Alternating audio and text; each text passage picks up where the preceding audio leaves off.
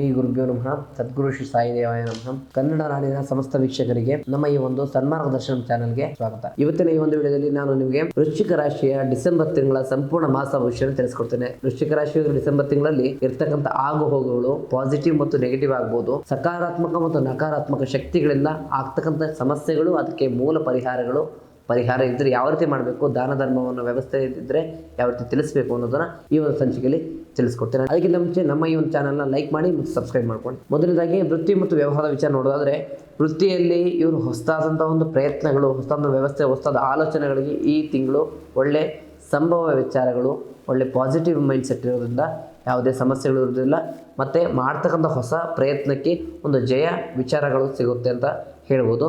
ನಂತರ ಇನ್ನೊಂದು ವ್ಯಕ್ತಿಯನ್ನು ನಂಬಿಕೊಂಡು ಈ ತಿಂಗಳು ನೀವು ಕೆಲಸ ಮಾಡಿದ್ರೆ ಸ್ವಲ್ಪ ಪ್ರಾಬ್ಲಮನ್ನು ಅನುಭವಿಸ್ತೀರ ಅಂತ ಹೇಳ್ತೇನೆ. ಹಾಗಾಗಿ ಯಾವುದೇ ಥರ್ಡ್ ಪರ್ಸನ್ ಆಗ್ಬೋದು, ಮೂರನೇ ವ್ಯಕ್ತಿಗಳ ವಿಚಾರ ಬೇಡ ಅಂತ ಹೇಳಲಿಕ್ಕೆ ಬಯಸ್ತೇನೆ.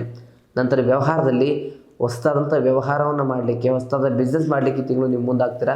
ಅದಕ್ಕೆ ನಿಮ್ಮ ಕುಟುಂಬದವರ ಬೆಂಬಲ ಇರುತ್ತೆ. ಆ ಬೆಂಬಲದಿಂದ ನಿಮ್ಮ ಒಂದು ಎಲ್ಲ ಕೆಲಸಗಳು ಕೂಡ ಜಯಶೀಲರಾಗಿ ಯಾವುದೇ ಸಮಸ್ಯೆಗಳಿಲ್ಲದೆ ಆ ಒಂದು ವಿಚಾರದಿಂದ ಬರ್ತೀರಾ ಅಂತ ಹೇಳ್ಬೋದು.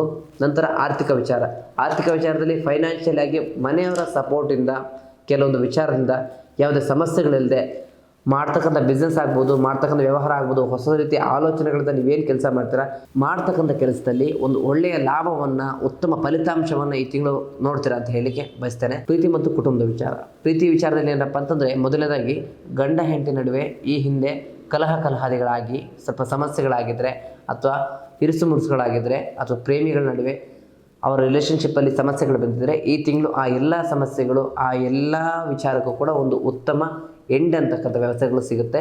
ಇಲ್ಲಿಂದ ಅವರ ಜೀವನ ಸುಖಮಯವಾಗಿ ಭಾಳ ಅದೃಷ್ಟ ರೀತಿಯಲ್ಲಿ ನಡೀತಾ ಹೋಗುತ್ತೆ.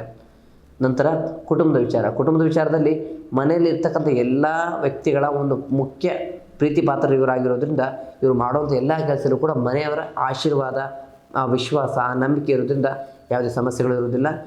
ಮನೆಗೆ ಹೊಸ ವ್ಯಕ್ತಿಯ ಆಗಮನ ಅಂದರೆ ಹೊಸದಾಗಿ ಮದುವೆ ಆಗಿರೋದಾಗ್ಬೋದು, ಅಥವಾ ಹೊಸ ವಿಚಾರದಲ್ಲಿ ಯಾವುದೋ ಒಂದು ಪಾಲ್ಗೊಳ್ಳಿಬೇಕೇ ಆಗ್ಬೋದು, ನೆಂಟರಿಷ್ಟರ ಆಗಮನ ಈ ತಿಂಗಳು ನಿಮಗೆ ಆಗುತ್ತೆ ಅಂತ ಹೇಳಿಕ್ಕೆ ಬಯಸ್ತೇನೆ. ನಂತರ ಆರೋಗ್ಯದಲ್ಲಿ ಇರ್ತಕ್ಕಂಥ ಮೂಲ ಸಮಸ್ಯೆ ಏನಪ್ಪ ಅಂತಂದರೆ, ಮನೆಯಲ್ಲಿ ಇರ್ತಕ್ಕಂತಹ ಮಕ್ಕಳಿಗೆ ಮೂಲವಾಗಿ ಈ ತಿಂಗಳು ಸ್ವಲ್ಪ ಸಮಸ್ಯೆ ಬರಲಿಕ್ಕೆ ಸಾಧ್ಯ ಇದೆ. ಆದಷ್ಟು ಅವರು ಎಚ್ಚರಿಕೆಯಿಂದ ನೋಡ್ಕೊಳ್ಳೋದು ಒಳ್ಳೆಯದು.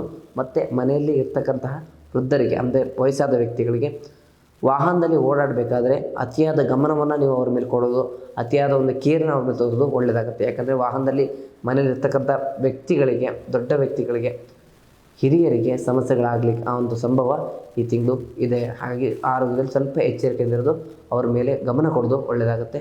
ಆದಷ್ಟು ಅವ್ರಿಗೆ ವ್ಯಾಯಾಮ ಆಗ್ಬೋದು, ಯೋಗಾಸನಗಳಾಗ್ಬೋದು, ಆಸ್ಪತ್ರೆ ವಿಚಾರಗಳಾದರೂ ಓಡಾಟ ಇದ್ದರೆ, ಅಥವಾ BP ಶುಗರ್ ವಿಚಾರ ಇದ್ದರೆ ಅದ್ರ ಬಗ್ಗೆ ಸ್ವಲ್ಪ ಗಮನ ಕೊಡೋದು ಒಳ್ಳೆಯದಾಗುತ್ತೆ. ಈ ರಾಶಿಯವರಿಗೆ ಪರ್ಟಿಕ್ಯುಲರಾಗಿ ಮಾರ್ಗಸೂಚಿ ಅಂದರೆ ಪರಿಹಾರ ಮಾರ್ಗಗಳೇನಪ್ಪ ಅಂತಂದರೆ, ಪ್ರತಿ ಮಂಗಳವಾರ ಸುಬ್ರಹ್ಮಣ್ಯ ಸ್ವಾಮಿಗೆ ತಿಲ ಪೂಜೆಯನ್ನು ಮಾಡೋದ್ರಿಂದ ಎಲ್ಲವೂ ಸರಿ ಹೋಗುತ್ತೆ ಅಂತ ನಾನು ಹೇಳಿಕ್ಕೆ ಬಯಸ್ತೇನೆ. ಒಟ್ಟಾರೆಯಾಗಿ ಇದಾಗಿತ್ತು ಡಿಸೆಂಬರ್ ತಿಂಗಳ ವೃಶ್ಚಿಕ ರಾಶಿಯ ಸಂಪೂರ್ಣ ಮಾಸ ಭವಿಷ್ಯ. ಮುಂದಿನ ವಿಡಿಯೋದಲ್ಲಿ ಸಿಗೋಣ. ನಮ್ಮ ಈ ವಿಡಿಯೋನ ಹೀಗೆ ನೋಡ್ತಾ ಇರಿ. ಧನ್ಯವಾದಗಳು.